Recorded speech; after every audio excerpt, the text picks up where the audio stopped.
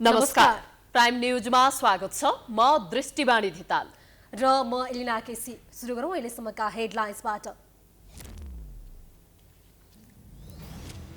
प्रधान न्यायाधीश राणा विरुद्धको महाभियोग संसदीय समितिमा समितिले बढीमा 3 महिनामा टुङ्गो लगाउने प्रक्रिया लम्ब्याएर अवकाशसम्म अड्काउने चालबाजी।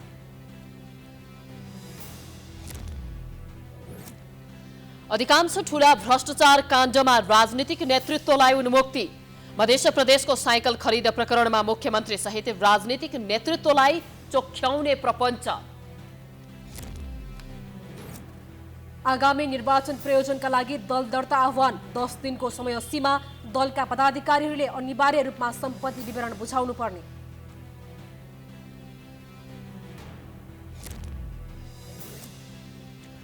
निर्वाचन अगावै प्रहरी प्रशासन ऐन प्रदेश सरकारलाई हस्तान्तरण गर्न मध्य प्रदेश सरकारको माग।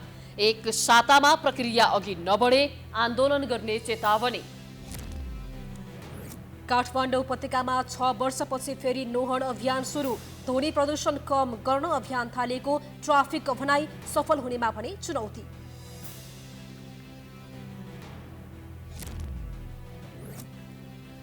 इजरायलले गाजा क्षेत्रमा गरेको आक्रमणमा परेर कम्तीमा 32 जनाको मृत्यु, 260 भन्दा बढी व्यक्ति घाइते।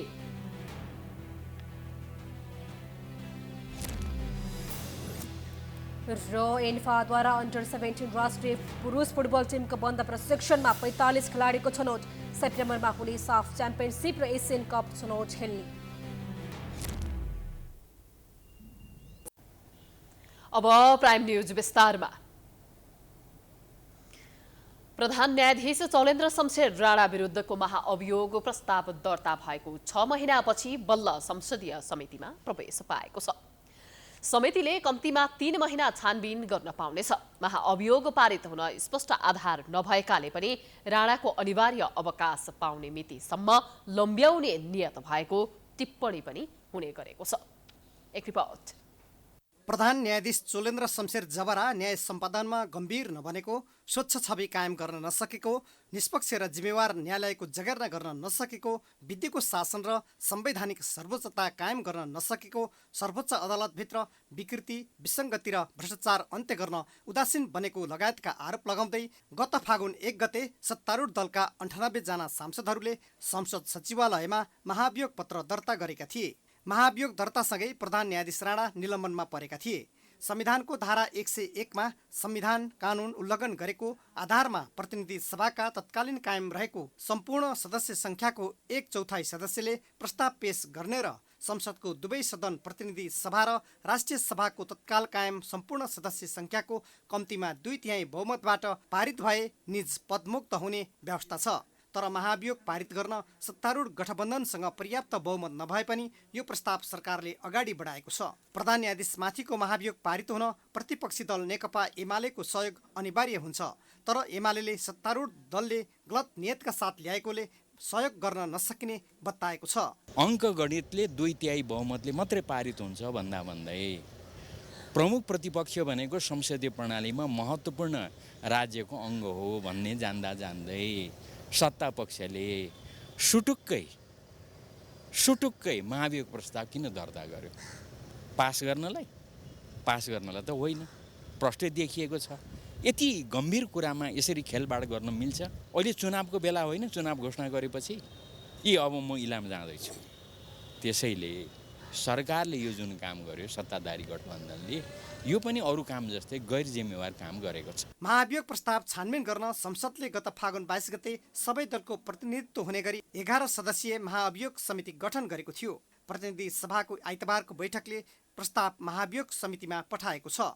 आवश्यक बहुमत नभए पनि सत्तारूढ दलले प्रधान न्यायाधीशमाथि लगाएको महाभियोग प्रस्ताव एमालेको सहयोगमा पारित गर्ने विश्वास गरेको छ। प्रस्ताव पेश गरेका छौँ र प्रतिपक्ष पनि यसमा आउनुहुन्छ।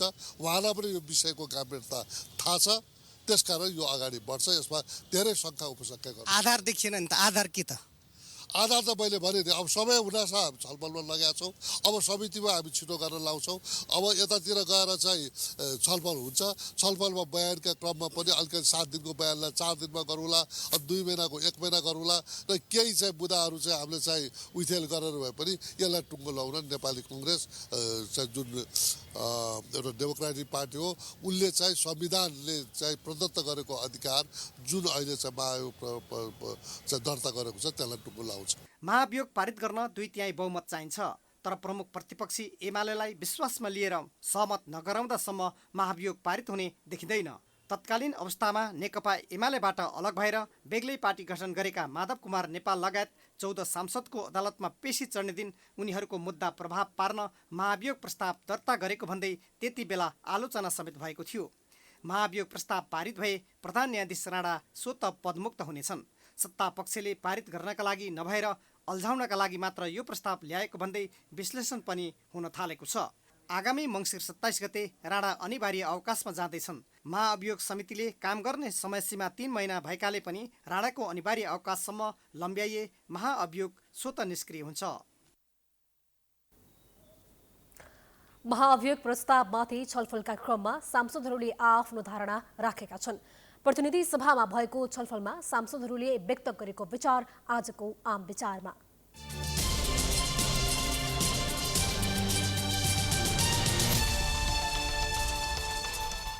स्वतन्त्र न्यायपालिका भनिने त्यसको महत्त्वपूर्ण सर्वोच्च निकाय सर्वोच्च अदालतका प्रधान न्यायाधीशको बारेमा महाभियोगको प्रस्ताव अगाडि सारिएको कति समय भयो? के कुरा पनि हेक्का सँगसँगै राखिनु पर्थ्यो भने हामी कस्तो राजनीतिक प्रक्रियामा छौँ र कुन चरणमा छौँ? देश आम निर्वाचनमा जाँदैछ।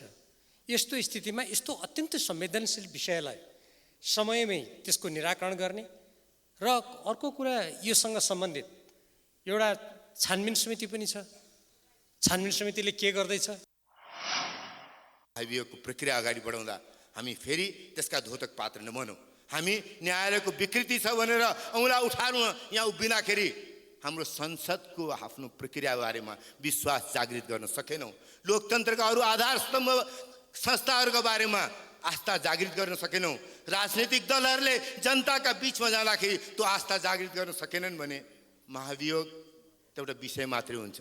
चोलेन्द्र शमशेर त फर्केर न्यायालयमा नआउलान्, तर यो लम्पट प्रवृत्तिबाट न्यायालय मुक्त हुन्छ कि हुँदैन महाभियोगले गम्भीरतापूर्वक सोच्नुपर्ने विषय त्यो हो।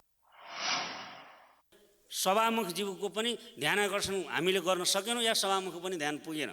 हामीले समयभित्र यो कार्य सम्पादन गरी आउनुपर्ने थियो सामान्य सभा महोदय। अहिले त अब हामी कहाँ छौँ र हाम्रो समयले हामीलाई यो अनुमति दिन्छ कि दिँदैन? त्यसकारण साँच्चै हामी निजलाई अभियुक्त करार गरेर दोषी करार गरेर मुक्त गर्न खोजेका हौँ कि या कुनै अभिष्ट पुरा गर्नको निम्ति यो हामीले दर्ता गरेका हौँ? यो त बडा प्रश्न चिन्ह खडा भयो सामान्य सभा महोदय। सत्ता पक्ष प्रतिपक्ष सबै एक ठाउँमा आएर यसलाई छिटोभन्दा छिटो गरौँ भन्नेमा सहमति दिनुपर्ने ठाउँमा किन 2/3 नभए त्यो पारित हुँदैन। प्रतिपक्षले सहयोग नगरी पारित हुँदैन। प्रतिपक्ष त अगाडि आउनु पर्यो नि, ल तपाईँहरू अगाडि बढाउनुहोस् हामी छौँ। तर आज प्रतिपक्ष जिब्रो चपाएर कुरा गरिरहेको छ। न्यायालयलाई अलपत्र पार्ने गरी हालसम्म कामु प्रधान न्यायाधीशले न्यायालय चलाइरहेको बारे के बुझिन्छ त? कतै यो देउबा सरकार, अहिलेको परमादेशी सरकार चोलेन्द्र शमशेरको ऋण तल दबिएको ऋणी भएको देखिन्छ। यो न्यायपालिकालाई स्वच्छ राख्नको लागि, न्यायपालिकालाई गरिब र निमुखा र दलित र सबैलाई न्याय पाउनको लागि यो महाभियोग प्रस्ताव पास गर्नुपर्छ। महाभियोग प्रस्तावलाई अगाडि बढाउनुपर्छ भन्ने मेरो मान्यता हो।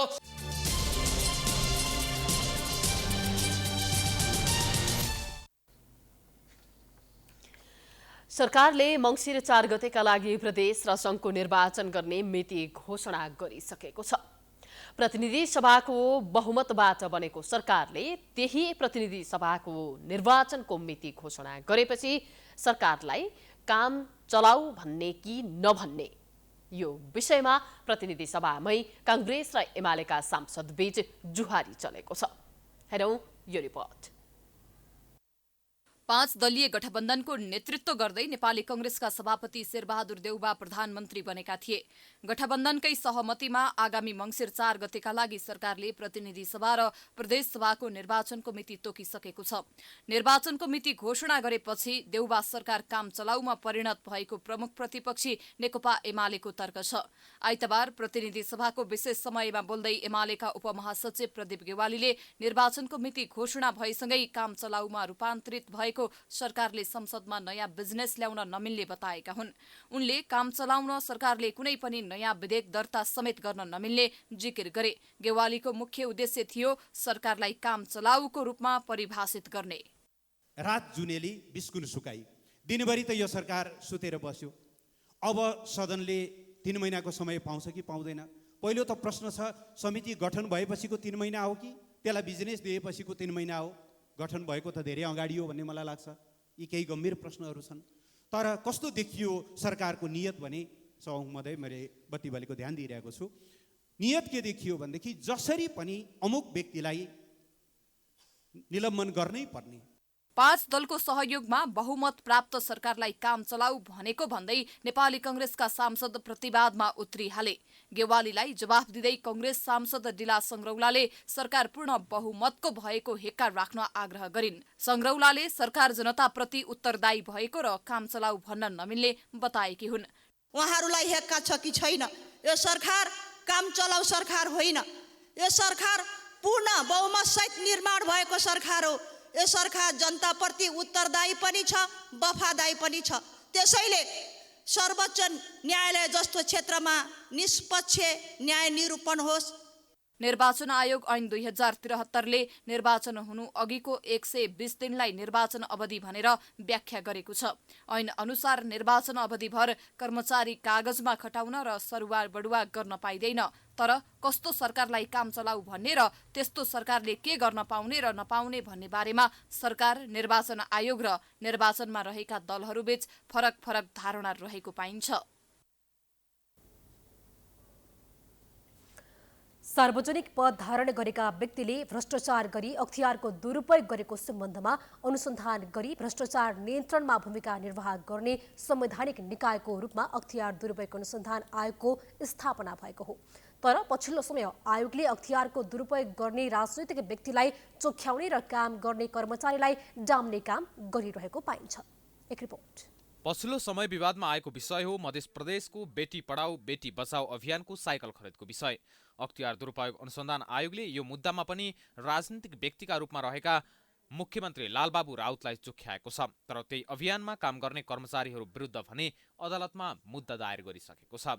संयुक्त राष्ट्रसङ्घीय शान्ति मिसन अन्तर्गत सुडानको डाफरमा खटिएका नेपाल प्रहरीको आर्म पर्सनल क्यारियर APC खरिदमा भएको भ्रष्टाचार प्रकरण होस् या ललिता निवास प्रकरण, यी दुवै मुद्दा राजनीतिक नेतृत्वले अख्तियार दुरुपयोग नभई कर्मचारीको मिलुमतोमा हुन सक्ने प्रकरण नै होइन। तर आयोगले यी दुवै मुद्दामा कर्मचारीहरूलाई मात्र डामेको छ। त्यस्तै वाइड बडी खरिदमा 4 अर्ब 35 करोड 56 लाख रुपियाँ अनियमितता भएको तथ्य संसदको लेखा समितिले सार्वजनिक गरेको थियो। यो मुद्दा अहिले अदालतमा विचाराधीन अवस्थामा छ। अचम्मको कुरा त के छ भने वाइड बडी काण्डमा मुछिएका तत्कालीन पर्यटन सचिव प्रेम कुमार राई आयोगका प्रमुख आयुक्त छन्। कोरोना महामारीका बेला उम्नीसँगको स्वास्थ्य सामग्री खरिदको विषय होस् या सेक्युरिटी प्रिन्टिङ प्रेसको बेला तत्कालीन सञ्चार मन्त्री गोकुल बास्कोटाको कमिसनको मोलमोलाइको विषय होस्, ती सबै मुद्दाहरूमा आयोग मौन छ। यी केही उदाहरण हुन् नेतालाई अख्तियार होस् या अन्य कुनै छानबिन समितिले कसरी जोगाएका छन् भन्ने कुराको। मन्त्री तथा प्रधानमन्त्रीबाट नीतिगत रूपमा निर्णय गरेर भ्रष्टाचार गर्ने तर पछि अख्तियारले भने कर्मचारी र ठेकेदारलाई कारबाही गर्ने गरेको छ। यस्तो खालको अभ्यासले भ्रष्टाचारलाई झन बढी बढावा दिएको छ। जुन परिवेशमा निर्णयहरू भएको छ त्यो परिवेशलाई कसरी पुष्टाइ गर्ने, त्यसको लागि अलिक गहन अनुसन्धानको अलिक फरक बाटो पनि हामीले हेर्नुपर्ने हो कि त्यसको बारेमा विचार गर्नुपर्ने अवस्था देखिएको छ। किनभने जुन सार्वजनिक भयो त्यसमा स्पष्ट रूपमा राजनीतिक तहको निर्देशनमा काम भएको भन्ने खालको कुराहरू देखिएको छ। तर कागजातमा कहीँ पनि त्यसको पुष्टि हुने अवस्था आएन। यसकारण यो यसरी कहिलेसम्म निजामती कर्मचारीलाई अचानकमा राखेर राजनीतिक क्षेत्रले चाहिँ काम गर्ने हो, यसले भविष्यको निमित्त निकै जोखिम पनि बढाउन सक्छ। यद्यपि नेपाली कांग्रेसको सरकारका मन्त्रीहरू खुम्बहादुर खड्का, चिरञ्जीवी कुमार वाग्ले, गोविन्दराज जोशी र जयप्रकाश प्रसाद गुप्तालाई भने अख्तियार दुरुपयोग गरेर भ्रष्टाचारको आरोपमा अदालतले जेल सजाय दिएको थियो। त्यही घटनापछि भने राजनीतिक व्यक्तिहरूले सजाय पाएका छैनन्। ठूला नेता तथा मन्त्रीहरूलाई जोगाउनका लागि कतिपय विषयमा अनुसन्धानको प्रक्रियामा छ भनेर तयारी जवाफ दिने तर काम नगर्ने अख्तियारको विशेषता नै भइसक्यो। शक्ति केन्द्रको प्रभाव र दबावमा अख्तियारले भ्रष्ट मन्त्री र नेतालाई छुट दिँदै जाने हो भने देशमा सुशासनको अनुभूति कहिल्यै गर्न पाइने छैन। आउँदो प्रतिनिधि एवं प्रदेशसभा निर्वाचनका लागि निर्वाचन आयोगले दल दर्ता गर्न सुरु गरेको छ। साउन 19 गतेसम्म दर्ता कायम रहेका राजनीतिक दलहरूलाई संविधानको धारा 271 बमोजिम साउन 22 गतेदेखि साउन 31 गतेसम्म दल दर्ता गर्न आह्वान गरिएको हो। दल दर्ताको निवेदनसँगै राजनीतिक दलले आफ्नो विवरण दलको केन्द्रीय कार्यकारिणी समिति, प्रदेश र जिल्ला समितिका पदाधिकारी तथा सदस्यको संख्या, वार्षिक लेखा परीक्षण प्रतिवेदन पेश गरेको मिति र दलको केन्द्रीय स्तर र प्रदेश स्तरको कार्यकारिणी समितिको पछिल्लो चुनाव भएको मिति उल्लेख गर्नुपर्ने आयोगले जनाएको छ। साउन 31 गतेसम्म दल दर्ता गराउन पाइने आयोगले जनाएको छ। यसमा आज 5 वटा पार्टीहरू अहिलेसम्ममा, अब 5 बज्न पनि लाग्यो, अहिलेसम्ममा दर्ता हुन आएको छ। कानुनी मापदण्ड पूरा गरेको सबै दल दर्ता गरिने आयोगको भनाइ छ। दलले निवेदन दिँदा प्रतिनिधि सभा सदस्यको छुट्टै र प्रदेश सभा सदस्यको हकमा प्रदेशगत रूपमा 7 वटा प्रदेशका लागि छुट्टा छुट्टै निवेदन पेश गर्नुपर्ने आयोगले जनाएको छ।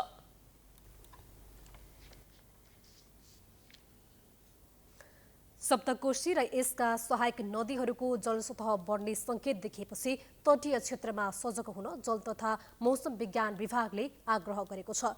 देशभरको बाढीको अवस्थाबारे जानकारी दिन विभागले जारी गरेको बुलेटिनमा आज र भोलि सप्तकोशी तथा यसका सहायक नदीहरूको जलसतह सतर्कता तह आसपास हुने उल्लेख गरिएको छ। आज र भोलि सप्तकोशी र यसका सहायक नदीहरूको जलसतह सामान्य घटबढ हुने तर सतर्कता तह आसपास नै हुने पूर्वानुमान रहेकाले तटीय क्षेत्रमा सतर्कता अपनाउन जल तथा मौसम विज्ञान विभागले बाढी पूर्वानुमान बुलेटिनमा उल्लेख गरेको छ। यही साउन 17 गते सप्तकोशीको भङ्गालो बस्तीमा पस्दा उदयपुरको बेलका नगरपालिका र सुनसरीको बरहा क्षेत्र नगरपालिकाका करिब 20,000 नागरिक प्रभावित भएका थिए। आज सोलुखुम्बु, रामेछाप, दोलखा, सिन्धुपाल्चोक, नुवाकोट, रसुवा, धादिङ, कञ्चनपुर र यी जिल्ला आसपासका भइबग्ने नदीहरूमा बाढीको मध्यम जोखिमको अवस्था रहने पूर्वानुमान गरिएको छ। आगामी 3 दिनसम्म भने प्रमुख नदीहरू नारायणी, कर्णाली, महाकाली, कन्काई, कमला, बागमती, पश्चिम राप्ती, बबई र यसका सहायक नदीहरूको जलसतह बढ्ने पूर्वानुमान छ। यद्यपि यी नदीहरूको जलसतह भने सतर्कता तह भन्दा तलै रहने पूर्वानुमान विभागले गरेको छ।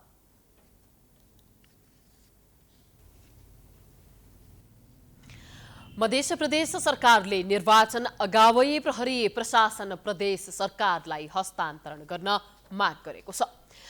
मध्य प्रदेशको गृह तथा सञ्चार मन्त्री भरत शाहको नेतृत्वमा गएको प्रदेश सरकारको टोलीले प्रदेश प्रमुख हरिशंकर मिश्रलाई ज्ञापन पत्र बुझाउँदै प्रहरी प्रशासन प्रदेश सरकारलाई हस्तान्तरण गर्न माग गरेको हो। ज्ञापन पत्र बुझाउन मन्त्री शाह सहित मध्य प्रदेशका भौतिक पूर्वाधार विकास मन्त्री रामसरोज यादव, उद्योग वन तथा पर्यटन मन्त्री शत्रुघ्न महतो, भूमि व्यवस्था कृषि तथा सहकारी मन्त्री विजय यादव, खानेपानी तथा ऊर्जा मन्त्री ओम प्रकाश शर्मा लगायतको टोली पुगेको थियो। उनीहरूका साथै प्रत्येक दलबाट प्रदेशसभा सदस्यहरू समेत ज्ञापन पत्र बुझाउनका लागि पुगेका थिए। 7 दिनभित्र प्रदेश सरकारलाई प्रहरी हस्तान्तरण गर्ने प्रक्रिया आरम्भ नगरिए शान्तिपूर्ण अहिंसात्मक आन्दोलन गर्ने चेतावनी ज्ञापन पत्रमा उल्लेख छ। मिति 2079 साल 4 महिना 6 गते सम्माननीय प्रधानमन्त्री शेरबहादुर देउपाज्यूलाई समेत मध्य प्रदेश सरकारले यस सम्बन्धमा ज्ञापन पत्र बुझाइसकेको छ। तर यी सम्पूर्ण प्रयासका बावजुद प्रहरी समायोजन सङ्घीय सरकारले कुनै तरहरुता नदेखाउँदा प्रहरी र प्रशासन बिना प्रदेश सरकारको अनुभूति हुन नसकेको बेहोरा साधारण अनुरोध छ। तसर्थ माननीय प्रदेश प्रमुख मार्फत सम्माननीय प्रधानमन्त्रीज्यूलाई पुनः ध्यान आकर्षण गराउन चाहन्छु कि आगामी निर्वाचन अगावै समायोजित प्रहरीलाई प्रदेश सरकार समक्ष हस्तान्तरण कार्य यथाशीघ्र 1 हप्ताभित्र गरियोस्। तोकिएको समय र सीमाभित्र प्रदेश प्रहरी समायोजन तथा हस्तान्तरण नभए शान्तिपूर्ण अहिंसात्मक विरोधका कार्यक्रमहरू सञ्चालन गर्न मधेस प्रदेश सरकार बाध्य हुनेछ। केही साता अघि जनकपुर धाममा भएको साथै प्रदेशको गृह मन्त्रीको सामूहिक बैठकले तत्काल प्रहरी समायोजन गर्न आग्रह गरेको थियो। मन्त्री शाहले संविधानले प्रदेश सरकारलाई दिएको अधिकार समेत संघीय सरकारले खोज्ने, अपव्याख्या गर्ने र आश्वासन मात्रै दिने गरेकाले प्रदेश सरकार सङ्घर्षमा उत्रन बाध्य हुने चेतावनी दिएका छन्। यसअघि साउन 6 मा पनि मधेस सरकारले प्रधानमन्त्री देउबालाई ज्ञापन पत्र बुझाउँदै प्रहरी समायोजन गर्न माग गरेको थियो। नेपालमा थप 553 जनामा कोरोना संक्रमण पुष्टि भएको छ। देशभर गरिएको 2040 PCR परीक्षणका क्रममा 451 जना र 1749 एन्टिजन परीक्षणका क्रममा 102 जनामा कोरोना संक्रमण पुष्टि भएको हो। कोरोनाका कारण आइतबार कसैको पनि मृत्यु नभएको स्वास्थ्य मन्त्रालयले जनाएको छ। त्यस्तै थप 433 संक्रमित निको हुँदा हालसम्म नेपालमा 9,72,497 जना निको भएका छन्। हाल नेपालमा 5,659 सक्रिय संक्रमित आइसोलेसनमा रहेको मन्त्रालयले जनाएको छ। मन्त्रालयका अनुसार 5,507 जना होम आइसोलेसनमा रहेका छन् भने 152 जना संस्थागत आइसोलेसनमा र 45 जना आइसियुमा छन्। यस्तै 3 जनाको भेन्टिलेटरमा राखेर उपचार भइरहेको मन्त्रालयले जनाएको छ।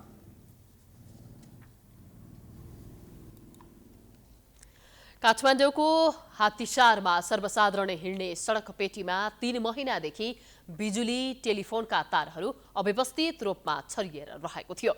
सर्वसाधारणलाई धेरै नै शास्ति भएपछि प्राइम टाइम्स टेलिभिजनले यो विषयलाई उठान गरेको थियो।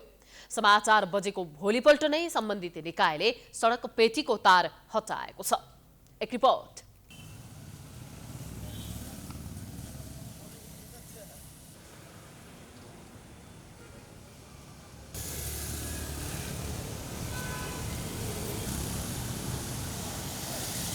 काठमाडौँ हात्तीसारको 1 हप्ता अगाडिको दृश्य हो यो।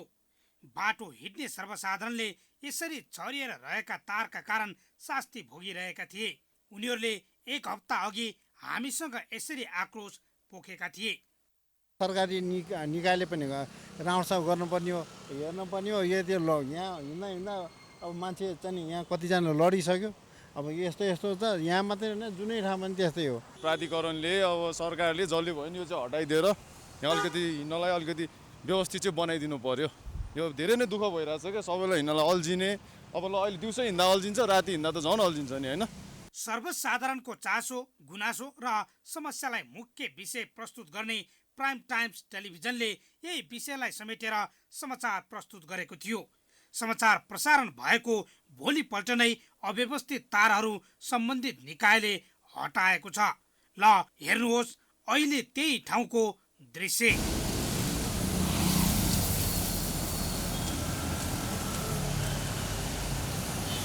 तारहरू हटेपछि सर्वसाधारणलाई बाटो हिँड्नका लागि सहज भएको छ। राम्रो छ, ठिक छ। अब यसरी नै व्यवस्थित हुनु चाहिँ जरुरी छ।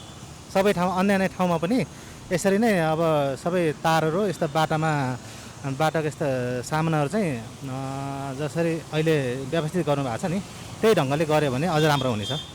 तारहरू यहाँ छ, उताबाट गाडी पुग्छ होइन, के गर्ने अलग अलग गरिन्थ्यो कि कहिलेकाहीँ हतार भइरहन्थ्यो, कतिजनालाई पेसेन्स पनि हुँदैन थियो। अनि त्यस्तो बेला चाहिँ गाह्रै पर्थ्यो कि तार व्यवस्थापन चाहिँ हुनै पर्ने कुरा हो। नेपालमा अहिलेसम्म त्यो अहिले आइसकेको छैन रहेछ, जग्गा जग्गा तारहरू पुग्छौँ हामी है। तर अब होपफुल्ली बिस्तारै चेन्ज अझै आउँदै जान्छ।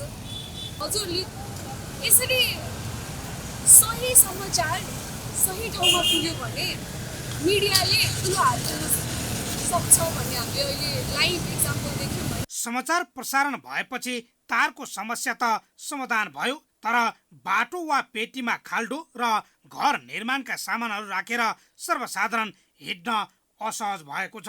यो पुतली सडक जस्तो व्यस्त सडकमा हाम्रो यो फुटपाथबाट अनि यो फेरि बाटो पनि मान्छे त्यतिकै काट्दिन्छन् कि। अब यो बाटो पनि त्यस्तो भएर होला प्रायः सबै तपाईँ यहाँदेखि वहाँसम्म हेर्नु लगभग 2-3 किलोमिटरै यस्तो सबै यो बनाएको पनि छैन। यसलाई यो कुरोमा चाहिँ सम्बन्धित निकायको ध्यान जाओस्, त्यही हो। हामी फुटपाथ दिने पछि फुटपाथ प्रयोग गर्ने मान्छे हामी यात्रुहरूलाई चाहिँ धेरै नै यो फुटपाथको सामग्री निर्माणका सामग्री थुपार्ने, फुटपाथमा फोहोर थुपार्ने जबरजस्ती पसलहरू राख्ने गर्दाखेरि चाहिँ हिँड्न धेरै अप्ठ्यारो भइराखेको छ।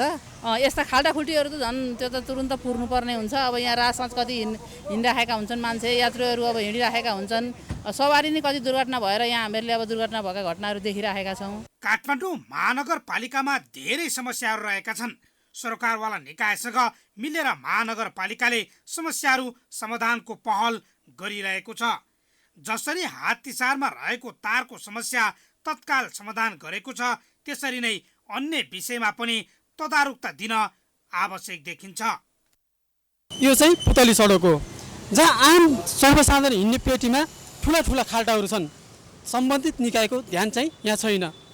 सम्बन्धित निकायको ध्यान चाहिँ यसमा छिटोभन्दा छिटो जाओस्। प्राइम टाइम्स टेलिभिजनका लागि क्यामेरामा मिलन प्रजापतिका साथ रेमन नेपाली, काठमाडौँ।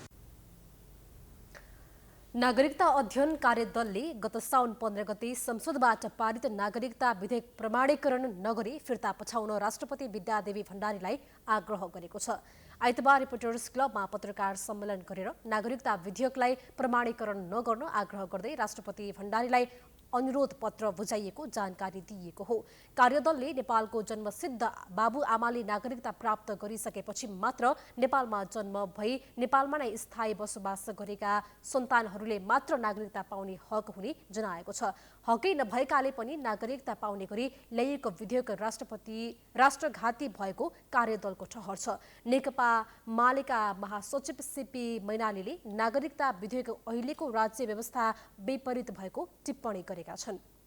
अहिले चुनावमा जति पनि विदेश परस्थ उम्मेदवारहरू उठ्नेछन्, उनीहरूलाई यी अनुचित ढङ्गले नागरिक बनाइएकाहरूले भोट दिनेछन् र उनीहरूलाई बहुमत पुर्याउनेछन् भन्ने उद्देश्यले चुनावको मुखमा आएर भनौँ सामान्यतया कम्तीमा पनि कन्जर्भेटिभ मूल्याङ्कन गर्ने पनि 6-7 लाख जति नभए पनि 5-6 लाख जति विदेशीले वंशजको नागरिकता पाउने यो विधेयक छ। कार्यक्रममा पुष्पलाल समाजका सचिव मुकुन्द आचार्य, नेकपा मार्क्सवादी पुष्पलालका महासचिव मानधोज गुरुङ, परराष्ट्रविद हिरण्यलाल श्रेष्ठले पनि नागरिकता विधेयकको विरोध गरेका छन्। काठमाडौँको समस्या फोहोर मात्र होइन, ध्वनि प्रदूषण पनि हो। काठमाडौँ उपत्यकाभित्र दैनिक हजारौंको संख्यामा सवारी साधन कुद्ने गर्दछन्। सवारी चालकले जथाभावी हर्न बजाउँदा उपत्यकामा अत्यधिक ध्वनि प्रदूषण हुने गर्छ। यसै समस्याको न्यूनीकरणका लागि काठमाडौँ उपत्यका ट्राफिक प्रहरी कार्यालयले पुनः नो हर्न अभियानको सुरुवात गरेको छ। एक रिपोर्ट। काठमाडौँ उपत्यका आजबाट हर्न निषेधित क्षेत्र भएको छ। आजबाट उपत्यकाभित्र हर्न बजाउने सवारी चालकहरूलाई उपत्यका ट्राफिक प्रहरीले एन बमोजिम कारबाही गर्दैछ। काठमाडौँको प्रमुख समस्या मध्ये एक हो ध्वनि प्रदूषण। सवारी चालकले जथाभावी हर्न बजाउँदा उपत्यकामा ध्वनि प्रदूषण हुने गरेको छ। कोरोना संक्रमण हुनु अघि पनि उपत्यकामा नो हर्नको नियम लागू गरिएको थियो, तर त्यो प्रभावकारी रूपमा कार्यान्वयन हुन सकेन। अब फेरि सोही अभियानलाई निरन्तरता दिएको हो। समुदाय प्रहरी साझेदारी कार्यक्रम अन्तर्गत काठमाडौँ उपत्यका ट्राफिक प्रहरी कार्यालयले नो हर्न अभियानलाई अघि बढाएको हो। काठमाडौँ उपत्यका ट्राफिक प्रहरी कार्यालय प्रमुख प्रहरी नायब महानिरीक्षक मीरा चौधरी र काठमाडौँ महानगर प्रमुख बालेन्द्र शाहले नो हर्न लेखिएको पहेँलो स्टिकर एक अर्काको सवारी साधनमा टाँसेर कार्यक्रमको उद्घाटन गरेका हुन्। भेहिकलहरूबाट आउने हर्नले एउटा डिस्टर्बेन्स मात्रै नभएर तपाईँको मेन्टल हेल्थमा पनि एकदमै धेरै असर पर्ने देखिन्छ। तपाईँ अफिस जाँदाखेरि, स्कुल कलेज जाँदाखेरि, कतै जाँदाखेरि मान्छेको मेन्टल स्टेबिलिटी चाहिँ धेरै नै फरक पारेको, इरिटेसन एकदमै बढाउने, पेसेन्जरको मात्रै इरिटेसन नबढाउने मात्रै नभएर तपाईँको त्यहाँ कार्यरत कर्मचारीहरू, ट्राफिक प्रहरीहरूलाई पनि निकै नै डिस्टर्बेन्स भएको देखिन्छ। अभियानलाई सफल बनाउन जिम्मेवार भएर सक्रिय हुने काठमाडौँ उपत्यका ट्राफिक प्रहरी कार्यालयले प्रतिबद्धता जनाएको छ। अति आवश्यक पर्दा बाहेक हर्न नबजाउनुको लागि काठमाडौँ उपत्यकालाई पुनः यो हर्न निषेधित क्षेत्र घोषणा गरिएको छ। नो हर्न अभियानलाई व्यवस्था गरी जथाभावी हर्न बजाएमा सवारी चालकलाई कानुन बमोजिम कारबाही एवं जरिवाना गरिने भएको छ। यो अभियान सफल बनाउन ध्वनि प्रदूषण न्यूनीकरणका लागि सबै सरकारवाला निकायले हातेमालो गर्न आवश्यक छ। काठमाडौँ उपत्यकामा ध्वनि प्रदूषण नियन्त्रणका लागि 2074 साल वैशाख 1 गतेबाट नो हर्न लागू गरिएको थियो, जस अनुसार अत्यावश्यक पर्दा बाहेक अन्य अवस्थामा हर्न बजाउन निषेध गरिएको छ। काठमाडौँ उपत्यकालाई ध्वनि प्रदूषण मुक्त क्षेत्र बनाउनका लागि पनि हरेक सवारी चालकले ट्राफिक प्रहरीले ल्याएको नियमावलीको पालन गर्नुपर्ने आवश्यक देखिन्छ। क्यामेरामा सन्तोष अङ्कितका साथमा सुष्मन विश्वकर्मा, प्राइम SD, काठमाडौँ। नेपाल परिवार दल आगामी प्रदेश तहको निर्वाचनमा नेकपा एमालेसँग तालमेल गरेर निर्वाचनमा जाने सङ्केत देखाएको छ। राजधानीमा भएको परिवार दलको केन्द्रीय कार्यसमितिको बैठकमा दलका अध्यक्ष एकनाथ ढकालले नेकपा एमालेसँग तालमेल गरेर जान सक्ने सम्भावना रहेको बताएका हुन्। अब खास गरी प्रतिनिधि सभा र प्रदेश सभाको सदस्यको निर्वाचनको सन्दर्भमा हामीले गम्भीर रूपमा छलफल गरेका छौँ र निष्कर्षमा हामी पुगिसकेका छैनौँ। हाम्रो नेकपा एमालेसँगको सहकार्य पनि जारी छ, तर त्यो सहकार्यका विभिन्न आयामहरूको विषयमा हामीले छलफल गरेका छौँ। स्थानीय निकायको निर्वाचनमा पनि परिवार दलबाट उम्मेदवारी दिएको र आगामी मङ्सिर 4 मा हुने प्रतिनिधि र प्रदेश सभाको निर्वाचनमा पनि आफ्नो पार्टीले अधिकांश क्षेत्रमा उम्मेदवारी दिने जनाएको छ। बजारमा पाइने आधुनिक भाँडाका कारण परम्परागत रूपमा प्रयोग हुने घरेलु काठबाट निर्माण भएको काठको सामग्री लोप हुने अवस्थामा पुगेको छ। प्लास्टिक तथा अन्य धातुबाट बनेका सामग्रीका कारण काठका सामग्री निर्माणमा दक्ष जनशक्ति नहुँदा ठेकी समेत लोप हुने अवस्थामा पुगेको हो। एक रिपोर्ट। बजारमा पाइने आधुनिक भाँडाका कारण स्याङ्जाको चापाकोट नगरपालिका 9 बैडीका चुदार समुदायले निर्माण गर्दै आएको ठेकी पेसा सङ्कटमा परेको छ। चापाकोटमा चुदार समुदायको बसोबास बाक्लो भए तापनि अहिले एक घर परिवारले मात्र ठेकी पेसा गर्दै आएका छन्। ठेकी निर्माण गरी चुदार समुदायले आफ्नो घर खर्च समेत चलाउँदै आएका छन्, तर ठेकीको माग घटेपछि परिवार पाल्न समेत समस्या हुने भन्दै चुदार परिवार चिन्तित भएका छन्। स्वास्थ्यलाई राम्रो हुन्थ्यो, अब ठेका भाँडा खोजेर अब चल्ती चलन गरेदेखि दही मोही मिठो खान पाइन्थ्यो, अझ अब मान्छेले खोज्नै छोड्यो, बिक्री हुनै छोड्यो। उत्पादन भएको ठेकी पाल्पा, स्याङ्जा, गुल्मी, पर्वत लगायतका जिल्लामा बिक्री हुँदै आएको थियो। आधुनिक भाँडाका कारण पछिल्लो समय ठेकीको माग घट्दै जान थालेको छ। काठको ठेकीमा राखिएको दूध, दही र घिउ राम्रो हुने भए पनि बजारमा पाइने धातुजन्य भाँडाकुँडा सस्तो हुने भएकोले ठेकी व्यवसाय सङ्कटमा परेको छ। पहिला चाहिँ हाम्रो के हुन्थ्यो भन्दा त्यो घिउसित सरी हुन्थ्यो, त्यो 1 माना 2 माना जाने। अहिले चाहिँ 5 मुठी अब त्यसरी जान्थ्यो, अहिले चाहिँ 100 पर्छ। अनि 1 माना जानेलाई 1000 पर्छ, अनि 2 माना जानेलाई 2000 पर्छ, 1 माना जानेलाई 1500 पर्छ। पुरानो शैलीमा लोती घुमाएर 4 माना अट्ने ठेकी निर्माणका लागि 7 जना जनशक्ति आवश्यक पर्ने गर्दछ। तर आजभोलि मोटरको माध्यमबाट काम गर्न थालिएको छ। गाउँघरमा गाई भैँसी पाल्ने चलन परि हराउँदै गएका कारण ठेकी व्यापारमा कमी आएको स्थानीय तहले जनाएको छ। तर परम्परागत रूपमा निर्माण गरिने ठेकी व्यवसाय संरक्षणका लागि योजना बनाएको चापाकोट नगरपालिकाले जनाएको छ। पालिकाले संरक्षण गर्नुपर्ने हाम्रो कर्तव्य पनि हो। अहिले बजारहरूमा धेरै किसिमका स्टिलका भाँडाहरू धेरै किसिमको आएको छ र यो व्यवसायले चाहिँ हामीले यो जुन ठेका छ नि, काठको ठेकामा राखेर दही मोहीहरू खाने जमाना चाहिँ पुरानो जस्तो लाग्न थालिसकेको छ। यसको लागि चाहिँ हामीले पालिकाले चाहिँ के गर्न सकिन्छ उहाँहरूलाई बजारीकरण गर्नको लागि र उहाँहरूलाई अझै आवश्यक कस्तो खालको मेसिनहरू आवश्यकता छ कि के छ हैन, उहाँहरूसँग बसेर सरसल्लाह गरेर अझै उहाँहरूलाई कसरी सहजीकरण गर्न सकिन्छ भन्ने विषयमा हामी छलफल गर्छौँ। एउटा ठेकीको मूल्य 500 देखि 4000 सम्म पर्ने गरेको छ। नेपाली संस्कृति झल्कने पुराना काठका सामग्री संरक्षणमा स्थानीय सरकारले चासो दिन जरुरी छ। प्राइम SD का लागि स्याङ्जाबाट साधना नेउपानेको रिपोर्ट। साताको पहिलो कारोबार दिन आइतबार नेप्से सूचक 10 अङ्कले बढेको छ। पछिल्लो केही दिनदेखि घट्दो क्रममा रहेको शेयर बजारमा आइतबार पुनः सुधारको सङ्केत देखिएको छ। आइतबार नेप्से सूचक 10.27 अङ्कले बढेर 2123.83 बिन्दुमा पुगेको छ। कारोबार रकम भने केही घटेको छ। आइतबार 2,67,38,38,232 रुपैयाँ बराबरको 61,06,521 किता शेयर कारोबार भएको छ। आइतबार कारोबारमा आएका 13 उपसमूह मध्ये लाइफ इन्सुरेन्स उपसमूह बाहेक 12वटा उपसमूहको सूचक सकारात्मक देखिएको छ। आइतबार होटल उपसमूहको सूचक सबैभन्दा धेरै 2.16% बढेको छ। आइतबार पुनः सूचक सकारात्मक बनेकाले अब बिस्तारै खरिदकर्ताहरू आकर्षित हुन थालेको अनुमान गरिएको छ। भाउ सस्तो भएपछि फेरि खरिदकर्ता आकर्षित हुने क्रम बढेको अनुमान गरिएको हो।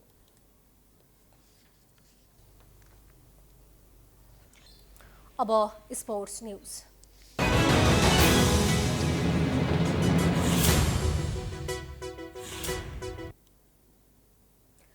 अखिल नेपाल फुटबल संघ इन्फाले अन्डर 17 राष्ट्रिय पुरुष फुटबल टिमका लागि बन्द प्रशिक्षणमा 45 खेलाडी छनौट गरेको छ। देशैभरबाट खुला छनौटमा 1000 भन्दा बढी खेलाडी आएका थिए, जसबाट इन्फाले प्रारम्भिक चरणमा 60 खेलाडी छनौट गरेको थियो। त्यसबाट 45 खेलाडी बन्द प्रशिक्षणमा छनौट भएको इन्फाले जनाएको छ। सेप्टेम्बरमा श्रीलङ्कामा हुने साफ अन्डर 17 च्याम्पियनसिप र एएफसी अन्डर 17 एसियन कप छनौटका लागि अन्डर 17 राष्ट्रिय टिम बनाउन इन्फाले खुल्ला प्रतिस्पर्धाबाट खेलाडी छनौट गरेको हो। इन्फाले अन्डर 17 टोलीको मुख्य प्रशिक्षकमा अर्जुन श्रेष्ठलाई नियुक्त गरेको छ। श्रीलङ्कामा आयोजना हुने साफ अन्डर 17 च्याम्पियनसिपमा नेपाल सहित भारत र भुटान समूह बीमा छन्। समूह ए मा आयोजक श्रीलङ्का, मालदिप्स र बङ्गलादेश रहेका छन्। हामी प्राइम न्यूजको अन्त्यमा आइपुगेका छौं। जाँदै हेडलाइन्स पुनः एकपटक। प्रधान न्यायाधीश राणा विरुद्धको महाअभियोग संसदीय समितिमा। समितिले बढीमा 3 महिनामा टुङ्गो लगाउने, प्रक्रिया लम्ब्याएर अवकाशसम्म अड्काउने चालबाजी। अधिकांश ठूला भ्रष्टाचार काण्डमा राजनैतिक नेतृत्वलाई उन्मुक्ति। मध्य प्रदेशको साइकल खरिद प्रकरणमा मुख्यमन्त्री सहित राजनैतिक नेतृत्वलाई चोख्याउने प्रपञ्च। आगामी निर्वाचन प्रयोजनका लागि दल दर्ता आह्वान। 10 दिनको समय सीमा। दलका पदाधिकारीहरूले अनिवार्य रूपमा सम्पत्ति विवरण बुझाउनु पर्ने। निर्वाचन अगावै प्रहरी प्रशासन ऐन प्रदेश सरकारलाई हस्तान्तरण गर्न मध्य प्रदेश सरकारको माग। एक सातामा प्रक्रिया अघि नबढे आन्दोलन गर्ने चेतावनी।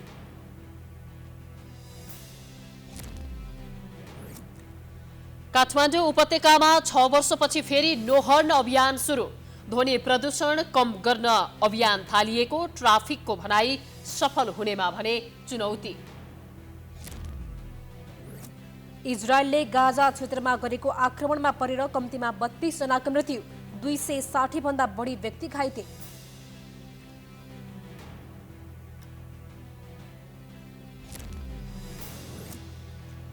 र एन्फाद्वारा अन्डर 17 राष्ट्रिय पुरुष फुटबल टिमको बन्द प्रशिक्षणमा 45 खेलाडी छनौट।